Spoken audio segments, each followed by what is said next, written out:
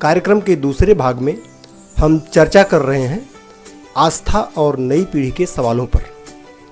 हमारे साथ हैं साहित्य भवन के संचालक श्री सुधांश अरोड़ा, जो धर्म और अध्यात्म की पुस्तकों का अध्ययन तो करते ही हैं, इस विषय पर उनका अपना स्वतंत्र चिंतन भी है। एक ऐसा चिंतन जिससे नई पीढ़ी बहुत कुछ सीख समझ सकती है।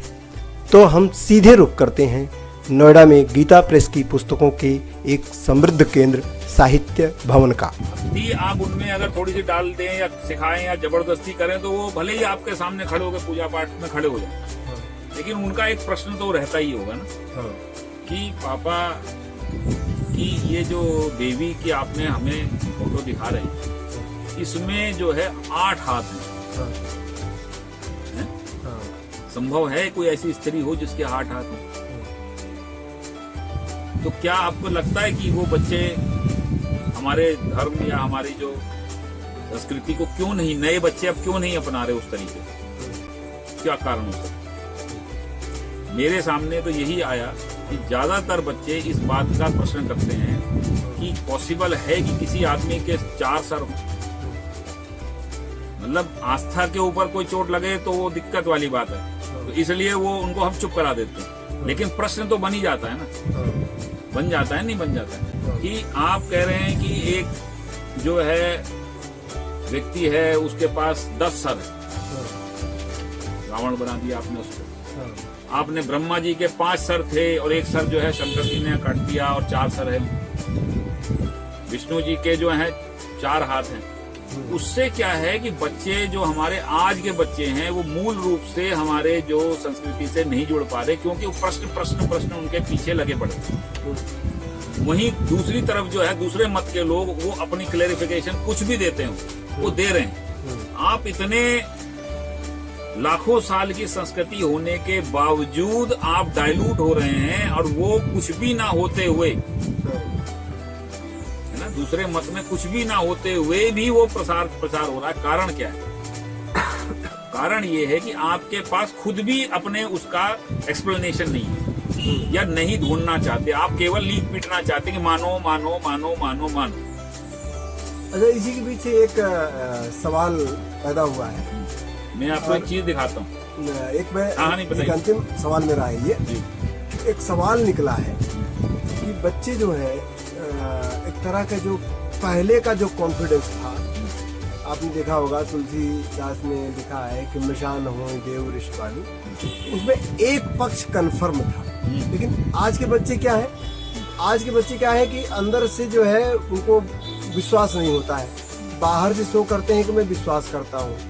बच्चे क्या है कि बैकअप के चक्कर में रहते हैं, जो आज बैकअप की टेक्नोलॉजी हो गई है। अच्छा, हनुमान जी की पूजा कर रहे हैं तो नहीं काम हुआ, नो प्रॉब्लम, यही बात, नो प्रॉब्लम, दुर्गा जी हैं, यही बात, इनसे कर लेंगे। अच्छा, उनसे नहीं हुआ। अच्छा, कुछ लोग सारा कुछ करके इस निष्कर्ष पहुंचते हैं कि ये सारी चीजें बकवास हैं, इनसे कोई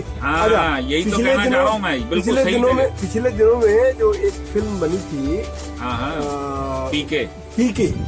पीके एक ही सवाल उठाता है, जो कि वो पूरी फिल्म को मजबूत बना पाता है कि भैया इधर कोई गारंटी नहीं है। आप कोई किताब बेचते हो, कोई सामान बेचते हो, आप कहते हो मैं बैठा हूँ, मेरी गारंटी है, और मैं भी नहीं बैठा हूँ तो ये मैं लिख के दे रहा हूँ, ये आप कहीं भी जाओगे ये वापस हो जाएगा। तो जो हमारे दर्शन में, हमारे धर्म में इस पर जो सवाल, जेन्युइन सवाल उठा है, वो गारंटी का सवाल उठा है। तो एक छोटा सा इसमें आपसे उत्तर चाहता हूँ कि लोगों का विश्वास क्यों भंग होता है। लोग कहते हैं मैं बड़ा पूजा पाठ करता हूँ, मेरा काम नहीं बनता है। तो बेसिकली लोग अगर पूजा पाठ भी करते हैं, कुछ भी करते हैं, तो अपने आर्थिक विकास या जो भी दौड़ आज चल रही है, कोई शांति नहीं चाहता है, केवल आर्थिक विकास चाहता है। तो क्या कारण है कि लोगों का विश्वास टूटता है, और विश्वास न टूटे इसके क्या उपाय हैं धर्म के पास? इसके अंदर सबसे पहली बात जो मेरी समझ में आई, मेरे समझ में ये आई कि मेरे मनीषी इन द सेंस जो भी आदिकाल से रहे वो बहुत सिंपल थे, वो इतने कॉम्प्लेक्स नहीं थे। इतना की कॉम्प्लेक्सिटी आज हमने बना दी है कि हिंदू बोलो कि सनातन बोलो कि जैन बोलो कि ये बोलो कि वो बोलो। वो बहुत ही सिंपल थे। उन्होंने जो भी कुछ आपको, जिसको आप आज की डेट में मूर्ति पूजक करके आपसे लोग थोड़ा सा डिस्टेंस बनाते हैं, वो मैं आपको दिखाना चाह रहा हूँ। ये वाली फोटो आपने देखी है? ये किसकी फोटो है?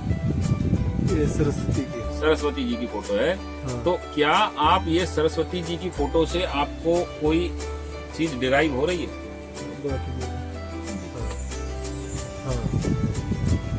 हाँ, ठीक है। ये सरस्वती जी की फोटो है। हाँ। अब यहाँ ये देखो, कौन दिख रहा है? मयूर, मयूर दिख रहा है, मोर, हाँ, हाँ, हाँ, मोर दिख रहा है, हाँ, ठीक है। हाँ, अब आप इस चीज को समझिएगा बड़े गौर से। हाँ,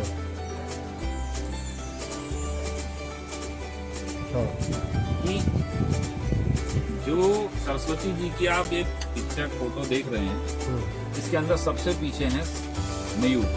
हाँ, मैं आपको एक छोटी सी बात बता रहा हूँ, इसके बाद आपको बहुत बड़ी बड़ी चीजें अपने आप समझ में आने लगेंगी।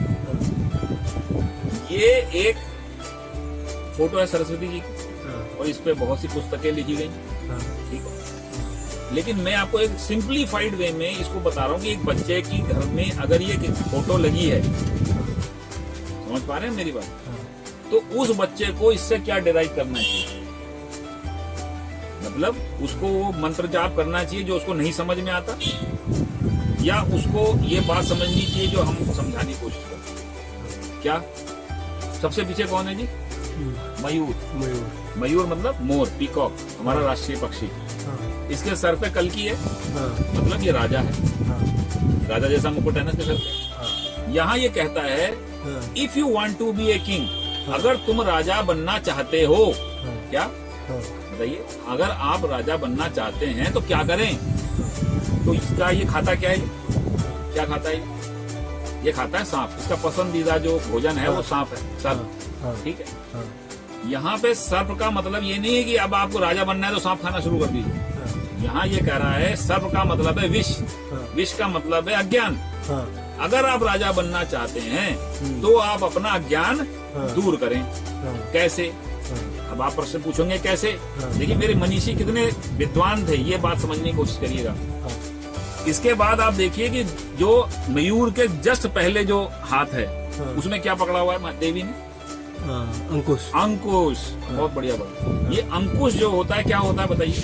ये महावत जो है के हाथ हाथी में को कंट्रोल करने के लिए, हाथी को कंट्रोल करने के लिए महावत के हाथ में होता है। इस अंकुश का प्रयोग किया जाता है ना, प्रयोग किया जाता है ना। और वो अंकुश जो है उस छोटे से डंडे से वो देवी को पूर्ण रूप, वो हाथी को पूरी तरीके से कंट्रोल करता है, मतलब अनुशासित करता है।